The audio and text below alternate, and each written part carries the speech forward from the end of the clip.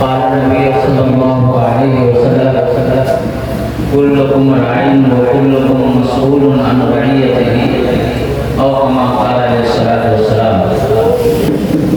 قابل مبارکباد ہے ہمارے چوائس فرنیچر کے مالک، ان کے ذمہ داران، گاؤں کے ایک فرد، ائمہ، علماء، دانشوران حضرات کہ آپ نے اس لمبی چوڑی رات میں، جاڑے کے ابتدائی راتوں میں آپ نے یہ پروگرام رکھا ہے اور 12 بجنے کے قریب ہے۔ 12 بجنے کے بعد صرف گھڑی میں 12 نہیں بجتے ہیں، ہر انسان کے اوپر 12 بجنے لگتا ہے۔ اس لیے انشاءاللہ بہت جلد دعا بھی ہو جائے گی۔ میں ایسے موقع پر آپ تمام حضرات کا دل کی گہرائی سے آپ حضرات کی خدمت میں کلمات تہنیت و تبریک پیش کرتا ہوں کہ جنہوں نے یہ پروگرام منعقد کیا، یا جو سن رہے ہیں یا جو سنا رہے ہیں، سب قابل مبارکباد ہیں۔ اللہ تعالیٰ تمام کے جمع ہونے کو قبول منظور فرمائے۔ آپ نے حضرت مولانا احتشام الحق صاحب سے تحفظ اوقاف کے سلسلے میں گفتگو سماعت فرمائی۔ اس سلسلے میں ہر گاؤں، ہر محلے کے ذمہ داران حضرات کی ذمہ داری یہ ہے کہ ہمارے گاؤں اور محلے میں جو اوقاف کی زمینیں ہیں اس کے کاغذات درست ہو جائے۔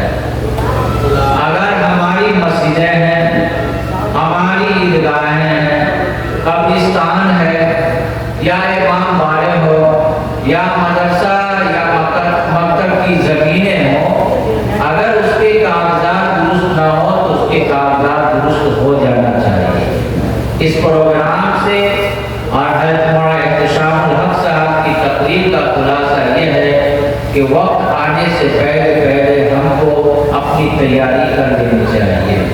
جس طرح سے ہم اپنی زمینوں کی ابھی فکر کر رہے ہیں، سروے آیا ہوا ہے سروے کی وجہ سے، اسی طریقے سے ہر مسلمان کی یہ فکر ہونی چاہیے کہ ہماری جو اوقاف کی زمینیں ہیں ان کے کاغذات چست اور درست ہو جائیں۔ یہ پہلی تقریر کا خلاصہ پیغام ہے۔ دوسری تقریر حضرت مولانا مفتی شکیل صاحب دامت برکاتہ عالیہ کی ہوئی۔ انہوں نے اصلاح معاشرہ کے مختلف پہلوؤں پر انہوں نے گفتگو کی۔ اس میں سے صرف میں ایک چیز کا تذکرہ کرنا چاہتا ہوں، اضافہ کر کے اپنی بات کو میں ختم کرنا چاہتا ہوں۔ ابھی تقریباً 2 مہینہ پہلے ہمارے دارالفتہ مدرسہ رحمانیہ سپول میں ایک مرد ایک عورت جو آپس میں طلاق کی نوبت ہو گئی تھی، دونوں حاضر ہوئے۔ دونوں کے بیان لینے کے بعد یہ پتہ چلا کہ بیوی اب اس کے ساتھ رہنے کے لیے تیار اس لیے نہیں ہے کہ بیوی کے نام سے شوہر نے 8 مرتبہ سموہ لون اٹھا لیا ہے، اور اس لون کی ادائیگی کے لیے بار بار بینک والے یا بار بار جو اس کے کارکن ہیں وہ دباؤ بناتے ہیں، کئی مرتبہ آفس کھلا کرتے ہیں۔ اس لیے میں کہاں سے پیسے ادا کروں گی اور میں کیسے اس شوہر کے ساتھ رہ سکتی ہوں کہ جس نے ہمارے نام پر قرض اٹھایا ہے۔ خیر معاملہ سننے کے بعد شوہر نے یہ ذمہ داری دی کہ چاہے میں زمین بیچ کر ادا کروں یا جیسے بھی ہو میں ادا کروں گا، حضرت ایک موقع مجھے دیجیے۔ اس واقعہ سے نہ جانے کتنے سینکڑوں ہزاروں واقعات ہر گاؤں کے اندر پیش آئے۔ آج شوہر عیاشی کے اندر مبتلا ہو کر کے بیوی کے نام سے قرض لیتا ہے، اور سموہ لون کے بہانے اپنی بیویوں کا نمبر کی بات چل رہی تھی ابھی، کہاں جو ہے کریڈٹ کارڈ میں نمبر جا رہا ہے، کہاں آن لائن شاپنگ کے نام پر نمبر جا رہا ہے، یہ سموہ لون کے نام پر بھی ہمارے نمبرات کہاں جا رہے ہیں، اور ہماری بیٹی ہماری بہو کی عزت سے کھلواڑ کیا جا رہا ہے۔ اس لیے وہ شوہر وہ مرد ہی کیا ہے جو اپنی بیوی کے نام سے قرض اٹھائے اور وہ اپنی زندگی گزارے۔ اس لیے معاشرے کے لوگوں کو اس کی طرف توجہ دینی چاہیے۔ مالدار حضرات کو یہ چاہیے کہ بوقت ضرورت، بیماری کا وقت ہو، مصیبت کا وقت ہو، اس کو قرض دینا چاہیے تاکہ سموہ لون لینے کی ضرورت ہی پیش نہ آئے۔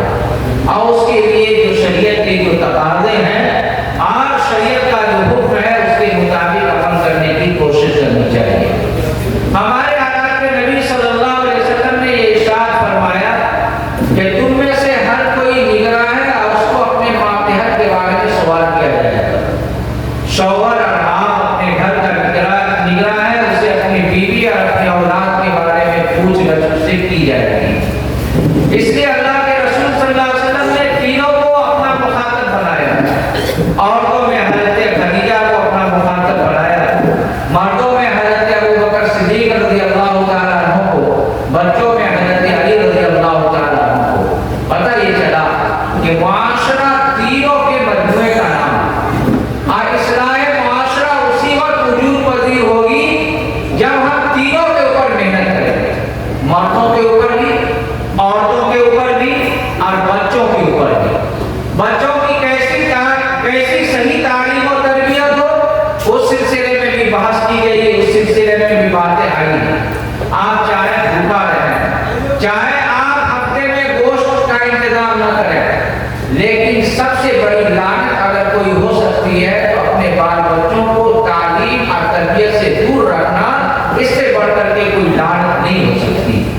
इसलिए हर माँ बाप आज के प्रोग्राम से ये पैगाम दे करके जाए, चाहे हम अच्छा न पहने, चाहे हम अच्छा न खाएं, लेकिन अपने बच्चों और अपनी बच्चियों को अच्छी तालीम और तरबियत देंगे, आहिस्ता तहैया कर लेंगे। इससे पहले भी मैंने एक बात कही थी आप हजरात से, और वो ये बात ये कही थी कि जिस तरीके से हमारे यहाँ मकतब और मदरसे का निज़ाम है, उसी तरीके से हर गांव हर मोहल्ले के अंदर बाकायदा ट्यूशन का मरकज कायम होना चाहिए।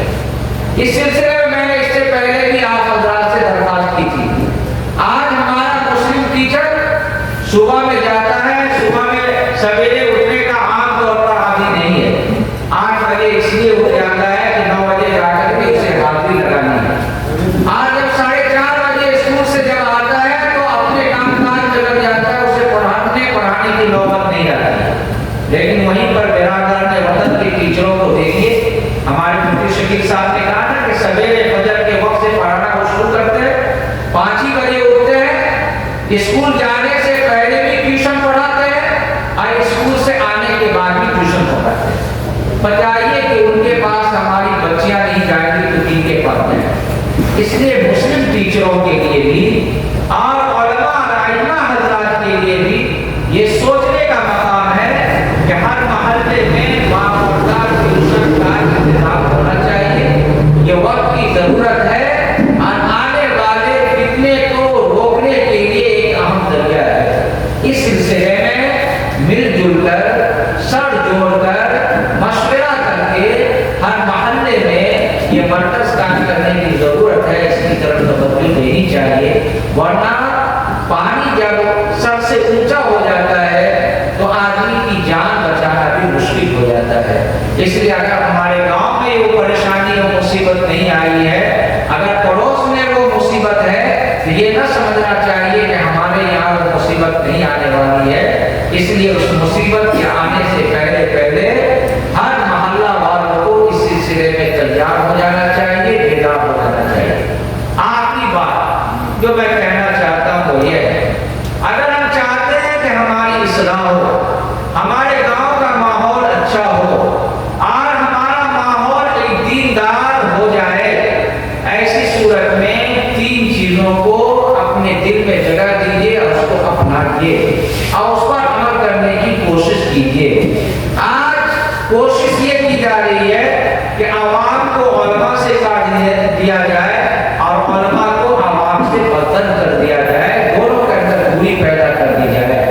अगर हम चाहते हैं कि इस्लाम और ईमान पर, आमान पर बरकरार रहे, तो सबसे पहली जिम्मेदारी यह है कि अपने आप को मसाजिद और मदारिस मकातिब से जोड़ करके रखिए, अपने आप को जुड़ करके रहिए। और फर्द में मुआशरे में हर एक फर्द की अहमियत है और उस फर्द की अहमियत को समझते हुए हर आदमी मिलजुल कर इस्लाम का और ईमान का और मिल्लत का काम करने की कोशिश करे। उसके लिए पहला काम यह है कि अपनी मसाजिद से, अपने मदारिस से, अपने आइम्मा से, अपने उलमा से जुड़ करके रहिए। और उलमा की भी जिम्मेदारी है कि आवाम की हर जरूरत का ख्याल करते हुए उनकी दीनी रहनुमाई करता रहे। यह हर इमाम और हर आलिम की जिम्मेदारी है। दूसरी जिम्मेदारी आवाम की है कि अगर अल्लाह ताला ने मौका दिया है तो अपनी इस्लाह के लिए दावत और तबलीग के काम में लगे।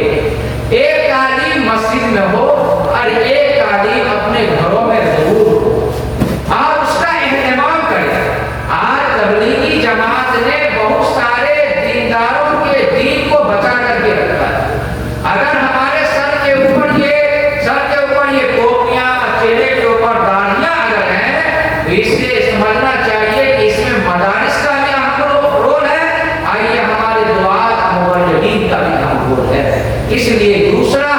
جو ہماری محبت کا محور ہے وہ یہ ہے کہ ہمیں دعوت و تبلیغ کے کام میں آگے بڑھ کر کے حصہ لینا چاہیے۔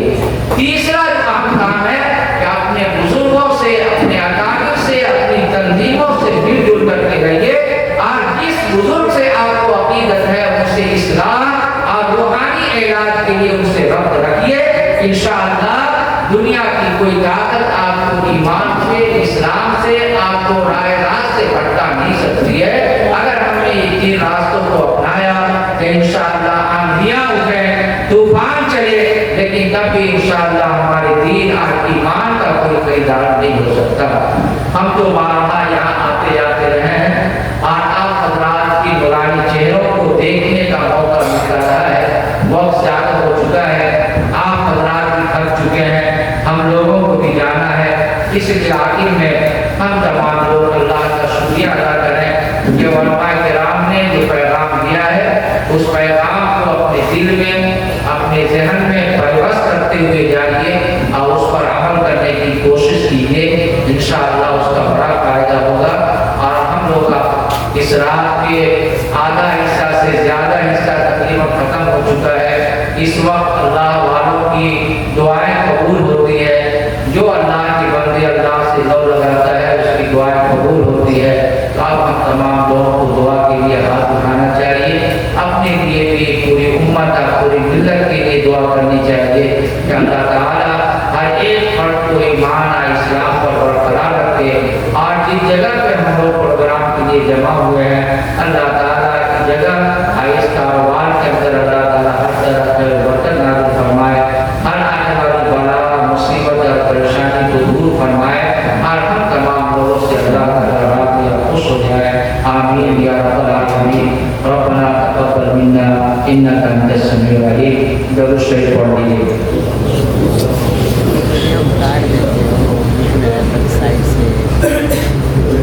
اللهم لك الحمد كله ولك الشكر كله ولك الملك كله اللهم صل على سيدنا محمد وعترته بعدد كل ما ملك صلى الله على النبي الأمي ربنا آتنا في الدنيا حسنة وفي الآخرة حسنة وقنا عذاب النار رب ارحمهما كما ربياني صغيرا ربنا اغفر لنا ولوالدينا ولأساتذتنا ولشيوخنا ولأحبابنا ولجميع المؤمنين والمؤمنات والمسلمين والمسلمات اللهم أرنا الحق حقا وارزقنا اتباعه وأرنا الباطل باطلا وارزقنا اجتنابه۔ اے کریم آقا پوری امت اور ملت کے افراد پر رحم و کرم کا معاملہ فرما۔ اے اللہ پوری امت آپ کے رحم کی پیاسی ہے، اے اللہ اپنے رحم و کرم سے ہم تمام لوگوں کو نواز دیجیے۔ اے اللہ آپ ہی کے دربار میں اگر ہاتھ پھیلائے ہوئے ہیں، اے اللہ ہم تمام لوگوں کے ہاتھ اٹھانے کو قبول و منظور فرما دیجیے۔ اے اللہ ہم میں سے جو بیمار ہیں انہیں صحت و شفا عطا فرما دیجیے، جو پریشان حال ہیں ان کی پریشانی کو دور فرما دیجیے۔ اے اللہ جو قرض میں دبے ہوئے ہیں، قرض کی وجہ سے پریشان ہے، اے اللہ قرض کی ادائیگی کی سبیل عطا فرما دیجیے۔ جو کاروبار کے اعتبار سے پریشان ہیں ان کی پریشانی کو دور فرما دیجیے۔ اے اللہ حلال روزی کے دروازے کو ہر ایک کے لیے کھول دیجیے۔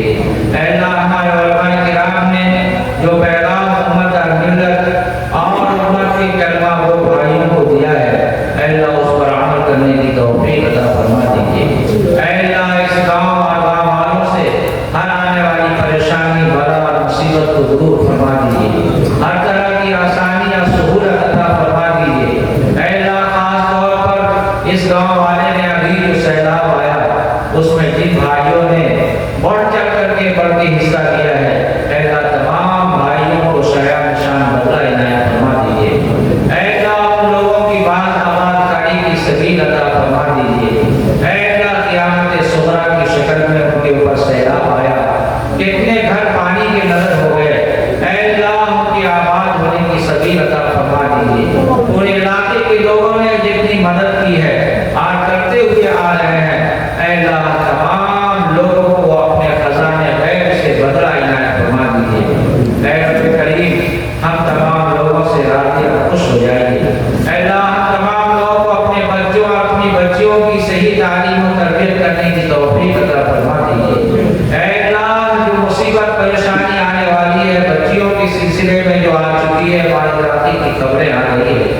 اللہ ہم تمام لوگوں سے وہ وقت آنے سے پہلے اپنے اپنے گاؤں اپنے اپنے محلے کے لیے تدابیر کرنے کی توفیق عطا فرما دیجیے۔ اے اللہ کریم آقا ہم تمام لوگوں سے اپنی مرضیات پر چلنے کی توفیق عطا فرما دیجیے۔ اے رب کریم مساجد کو آباد کرنے کی توفیق عطا فرما دیجیے۔ اے اللہ ہم تمام لوگوں کی ضرورتوں کو غیر سے پوری فرما دیجیے۔ ہمارے جو مرحومین مرحومات دنیا سے جا چکے ہیں اے اللہ سب کی بار بار مغفرت فرما دیجیے، ان کی طرف کے درجات عطا فرما دیجیے۔ اے اللہ خاص طور پر اس جگہ والوں کو قبول و منظور فرما دیجیے۔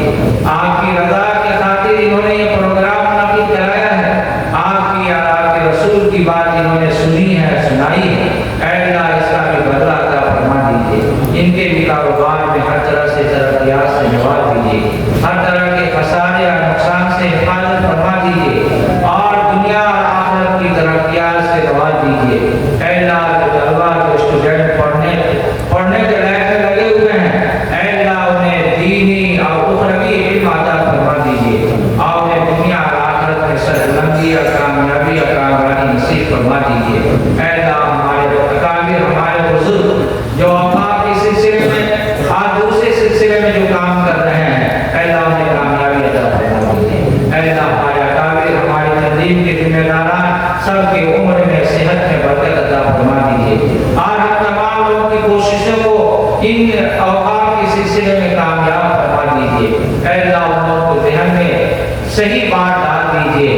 اے اللہ جو محنتیں کوششیں کاوشیں ہو رہی ہے اے اللہ تمام محنتوں کو کاوشوں کو قبول و منظور فرما دیجیے۔ ہمارے مساجد مدارس خانقاہیں قبرستان اے اللہ سب کی حفاظت فرما دیجیے۔ اے اللہ ایک ایک ایمان والے کی حفاظت فرما دیجیے، ایک ایک ایمان والے کی حفاظت و نصرت عطا فرما دیجیے۔ اے اللہ بالخصوص یہ بیت المقدس مسجد اقصی کی حفاظت کے لیے جو ہماری جانیں ہمارے ایمان والے بھائی اور بہنیں دے رہے ہیں اے اللہ ان کے خون کو قبول منظور فرماتے ہوئے مسجد اقصی کو اے اللہ ہر اعتبار سے ان کی حفاظت عطا فرما دیجیے، ان تمام بھائیوں کو حفاظت و نصرت عطا فرما دیجیے۔ اے اللہ غیبی امداد عطا فرما دیجیے۔ اے اللہ آپ نے جو 313 کو پوری دنیا پر بھاری بنا دیا اے اللہ ان لوگوں کی محنتوں کو کاوشوں کو بھی قبول فرماتے ہوئے ان لوگوں کو بھی پوری دنیا کے اوپر بھاری کر دیجیے اور ان کو کامیاب فرما دیجیے۔ اے اللہ ان کی تمام پریشانیوں کو دور فرما دیجیے،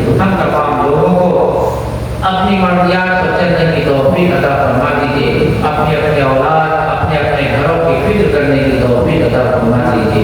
ربنا تقبل منا انك انت السميع العليم وتب علينا انك انت التواب الرحيم۔ سبحان ربك رب العزة عما يصفون وسلام على المرسلين والحمد لله رب العالمين برحمتك يا ارحم الراحمين۔